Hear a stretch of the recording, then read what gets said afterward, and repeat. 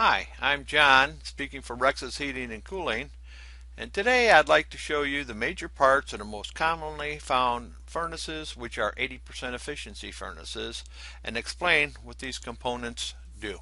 Ryan Swords was kind enough to show me the major components on these furnaces and explain how they work. I'm going to pass along this info while showing you these furnaces that you may be familiar with. To do this, I have images of this 30 to 35-year-old furnace. Then I have the one Ryan was next to again at about 12 to 15 years old. And then we have my furnace, which is about a year old at this time, and of course it's a working furnace. Since 80% efficiency furnaces are the least expensive, they're also the most common you're probably going to find. So see if what we show you looks familiar to you. Okay, now for the major components of our furnaces. First component Ryan has pointed out is the circuit board. This is the electrical controller that tells the components of the furnace what to do and when to do it. For example, this is where signals come from for your thermostat to tell the furnace it's time to kick on or off, or for the fan to kick on or off, and it provides the electricity that the ignition needs for the gas burner above to operate. Note on the 30-year-old furnace there isn't a circuit board, just some switches to accomplish the same task as the circuit board, just a little older technology to accomplish the same task. And finally, on my furnace we see some wires, but the circuit board itself is hidden behind the lower panel where we see the wires entering into the hidden area. Moving up, Ryan is pointing out the gas burners. There are 4 in this furnace, and they provide the flames that heat up the heat exchanger above.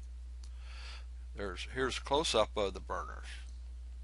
Now the blower motor at the bottom of the furnace blows air up through the heat exchanger, which we'll show you later, and that heats the air that proceeds up through your ducts to heat your house. Next we see the burners on our 30-year-old furnace. And finally, my 1-year-old furnace. Note the 3 small burners on my furnace. In our next image, Ryan is pointing out the gas valve loaded just above the burners. It regulates the gas flow to the burners.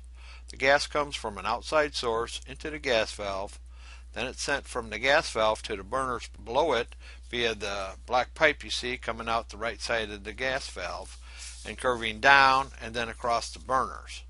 Next you see the oldest furnace's gas valve, and finally the gas valve on my furnace.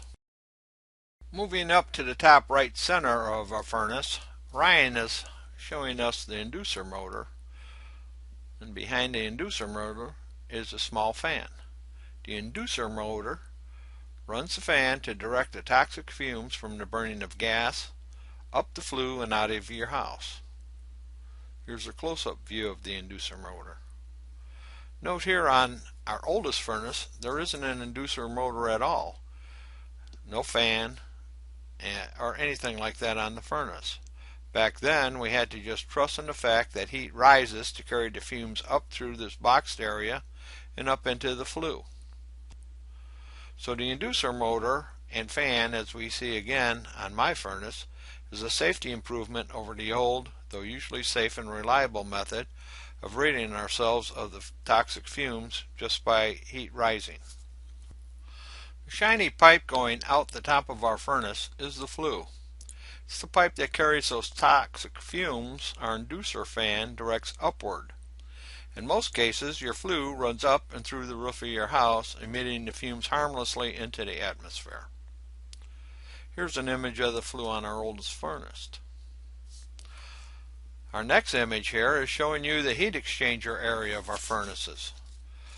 The flames from the gas burners below heat up the fin looking things, and the blower fan at the bottom of the furnace blows air up past the hot fins, heating it up and sending it through your ducts. Probably the most common problem causing furnaces to be replaced is cracks in the heat exchanger fins. Here we've marked a hard to see crack in the heat exchanger that was reason for this furnace to be replaced.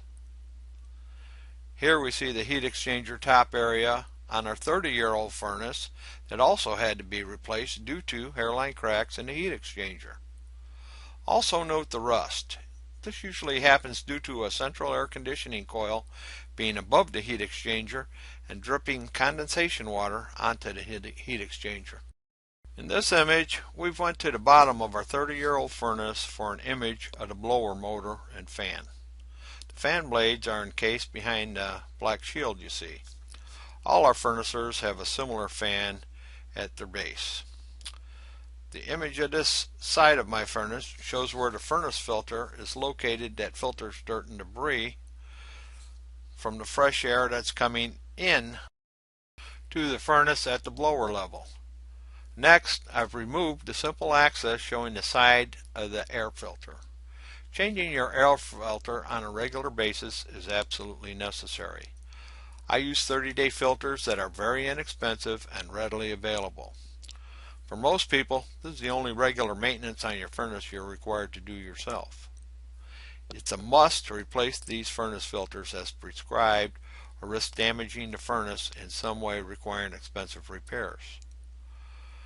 I change mine every 30 days, and if you're not sure, you should be changing yours every 30 days. This is my furnace with the front cover on. Yours probably looks similar in some way. The front cover should always be on to prevent excess dirt or debris from following your furnace or accidental bumping of the vital components that can easily damage your furnace and again cause expensive repairs. Many furnaces will not operate without the front cover on. So now I'd just like to thank you for your time. Have a great day.